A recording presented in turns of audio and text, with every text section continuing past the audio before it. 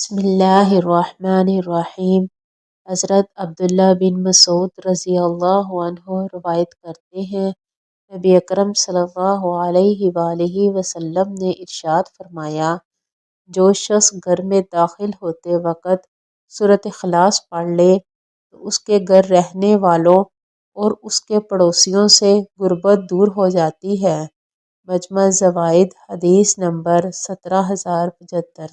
हज़रत अबू हुरैरा रज़ी अल्लाह अन्हु नबी अकरम सल्लल्लाहु अलैहि वसल्लम का ये फरमान नकल करते हैं, अल्लाह ताला क़यामत के दिन एक शख्स के सामने दर्जा बुलंद करेगा। वो शख्स कहेगा, ये मुझे किस वजह से मिल रहा है? अल्लाह ताला फरमाएगा, तुम्हारी औलाद के तुम्हारे लिए दुआ करने की वजह से।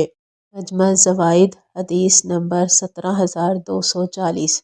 हज़रत अब्दुल्ला बिन अब्बास रज़ी अल्लाह अन्हुमा नबी अकरम सल्लल्लाहु अलैहि वसल्लम का ये फरमान नकल करते हैं, तुम इन जिस्मों को पाक रखो, अल्लाह ताला तुम्हें पाक रखेगा, क्योंकि जो भी बंदा बावज़ू हालत में रात बसर करता है तो उसके लहाफ में एक फ़रिश्ता भी उसके साथ रात गुजारता है।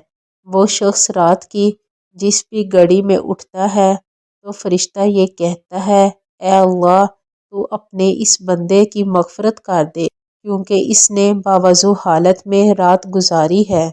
मजमा ज़वाइद हदीस नंबर 17074।